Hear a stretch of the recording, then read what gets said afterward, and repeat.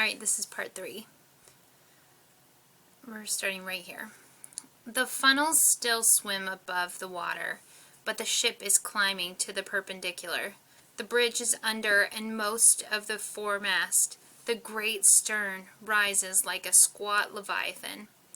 Men swim away from the sinking ship, others drop from the stern. The band plays in the darkness, the water lapping upward. Hold me up in mighty waters, keep my eyes on things above, righteousness, divine atonement, peace, and everlast. The forward funnel snaps and crashes into the sea, its steel tons hammer out of existence, swimmers struggling in the freezing water. Streams of sparks of smoke and steam burst from the after funnels. The ship upends to 50 to 60 degrees. Down into the black abyss of the stockholds, of the engine rooms, where the dynamos have whirled at long last to a stop. The stokers and the engineers are reeling against the hot metal, the rising water clutching at their knees. The boilers, the engine cylinders, rip from their bed plates, crash through bulkheads, rumble, steel against steel. The Titanic stands on end, poised briefly for the plunge. Slowly she slides to her grave. Slowly at first, and then more quickly. 2:20 a.m. The greatest ship in the world has sunk. From the calm, dark waters where the floating lifeboats move, there goes up, in the white wake of her passing, one long, continuous moan. Part 3. The boats that the Titanic had launched pulled safely away from the slight suction of the sinking ship, pulled away from the screams that came from the lips of the freezing men and women in the water. The boats were poorly manned and badly equipped, and they had been unevenly loaded. Some carried so few seamen that women bent the oars. Mrs. Astor tugged at an oar handle. The Countess of Roths took a tiller. Shivering stokers in sweaty, coal-blackened singlets and light trousers steered in some boats. Stewards in white coats rowed in others. Ismay was in the last boat that left the ship from the starboard side. With Mr. Carter of Philadelphia and 2 seamen, he tugged at the oars. In one of the lifeboats, an Italian with a broken wrist, disguised in a woman's shawl and hat, huddled on the floorboards, ashamed now that fear had left him. In another rode the only baggage saved from the Titanic, the carryall of Samuel L. Goldenberg, one of the rescued passengers.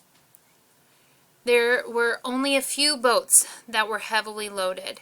Most of those were half empty, made but perfunctory efforts to pick up the moaning swimmers, their officers and crews fearing that they would endanger the living if they pulled back into the midst of the dying.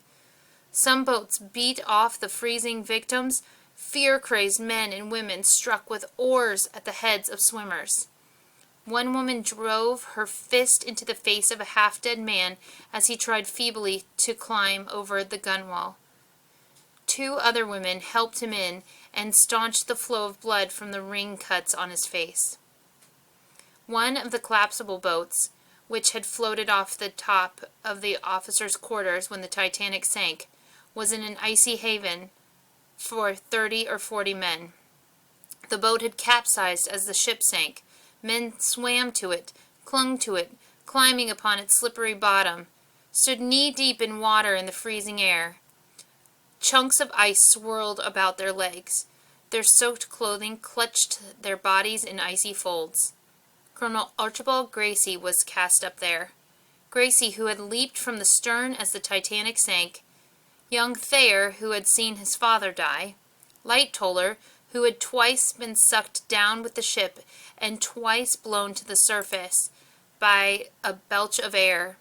Bride, the second operator, and Phillips, the first. There were many stokers, half naked. It was a shivering company. They stood there in the icy sea, under the far stars, and sang and prayed the Lord's Prayer. After a while, a lifeboat came and picked them off, but Phillips was dead then, or died soon afterward in the boat. Only a few of the boats had lights. Only one, number 2, had a light that was of any use to the Carpathia, twisting through the ice field to the rescue. Other ships were coming hard, too. One, the Californian, was still dead to opportunity. The blue sparks still danced, but not the Titanic's Le Provence to Celtic. Nobody has heard the Titanic for about 2 hours. It was 2:40 when the Carpathia first sighted the green light from number 2 boat. It was 4:10 when she picked up the first boat and learned that the Titanic had foundered. The last of the moaning cries had just died away then. Captain Rostron took the survivors aboard, boatload by boatload. He was ready for them, but only a small minority of them required much medical attention. Bride's feet were twisted and frozen. Others were suffering from exposure. One died, and 7 were dead when taken from the boats and were buried at sea. It was then that the fleet of racing ships learned they were too late. The Parisian heard the weak signals of the MPA, the Carpathia, report the death of the Titanic. It was then, or soon afterward, that her radio operator put on his headphones that the Californian, the ship that had been within sight of the Titanic had been within sight as the Titanic was sinking, first learned of the disaster. And it was then, in all its white-green majesty, that the Titanic's survivors saw the iceberg, tinted with the sunrise, floating idly, packed ice-jammed about its base, other bergs heavily slowing near by on the blue breast of the sea. Part 4. But it was not until later that the world knew. For wireless then was not what wireless is today. The garbled messages had nourished a hope that all of the Titanic's company were safe. Not until Monday evening, when P.A.S. Franklin, vice president of the International Mercantile Marine Company, received relayed messages in New York that left little hope, did the full extent of the disaster begin to be known. Partial and garbled lists of survivors, rumors of heroism and cowardice, stories spun out of newspaper imagination based on a few bare facts and many false reports, misled the world, terrified and frightened it. It was not until Thursday night, when the Carpathia steamed into the North River, that the full truth was pieced together. Flashlights flared on the black river when the Carpathia stood up to her dock. Tugs nosed about her, shunted her toward Pier 54. 30,000 people jammed the streets. Ambulances and stretchers stood on the pier. Coroners and physicians waited. In the midstream, the Conador dropped over the Titanic's lifeboats. Then she lifted toward the docks. Beneath the customs letter on the pier stood relatives of the 711 survivors, relatives of the missing, hoping against hope. The Carpathia cast her lines ashore. Stevedores looped them over bulwarks. The dense throng stood quiet as the first survivor stepped down the gangway. The woman half staggered, led by customs guards beneath her letter. A low wailing moan came from the crowd, fell, grew in volume, and dropped again. Thus ended the maiden voyage of the Titanic.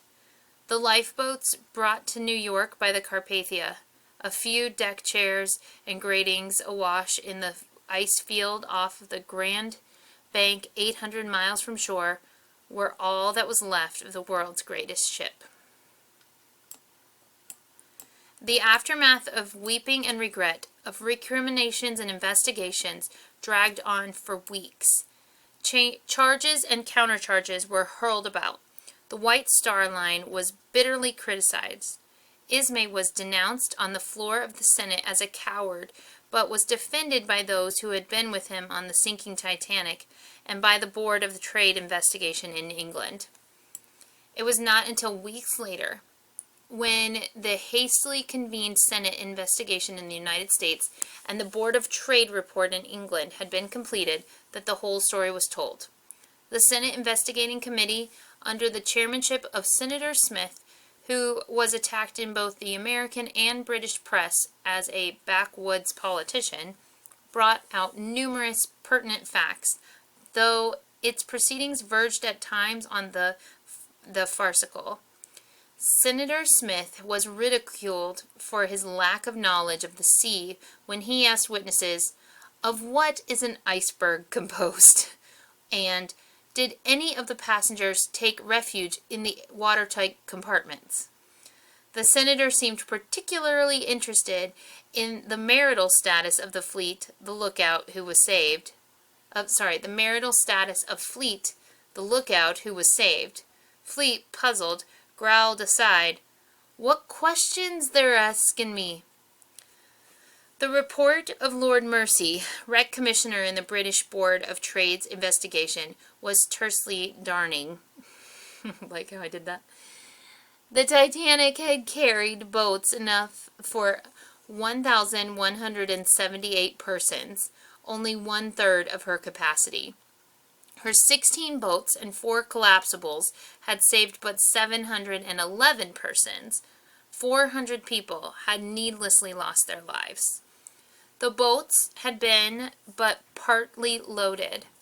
Officers in charge of launching them had been afraid the falls would break or the boats buckle under their rated loads. Boat crews had been slow in reaching their stations. Launching arrangements were confused because no boat drill had been held. Passengers were loaded into the boats haphazardly because no boat assignments had been made. But that was not all. Lord Mersey found that sufficient warnings of ice on the steamer track had reached the Titanic, that her speed of 22 knots was excessive under the circumstances, that, in view of the high speed at which the vessel was running, is not considered that the lookout was sufficient, and that her master made a very grievous error, but should not be blamed for negligence. Captain Roston of the Carpathia was highly praised. He did the very best that could be done. The Californian was darned. The testimony of her master, officer, and crew showed that she was not, at the most, more than 19 miles away from the sinking Titanic, and probably no more than 5 to 10 miles distant. She had seen the Titanic's lights. She had seen the rockets. She had not received the CQD calls because her radio operator was asleep. She had attempted to get in communication with the ship she had sighted by flashing a light, but vainly. The night was clear, reported Lord Mersey, and the sea was smooth. When she first saw the rockets, the Californian could have pushed through the ice to the open without any serious risk, and so have come to the assistance of the Titanic. Had she done so, she might have saved many, if not all, of the lives that were lost. She made no attempt. All right, so that was the third part of the Titanic.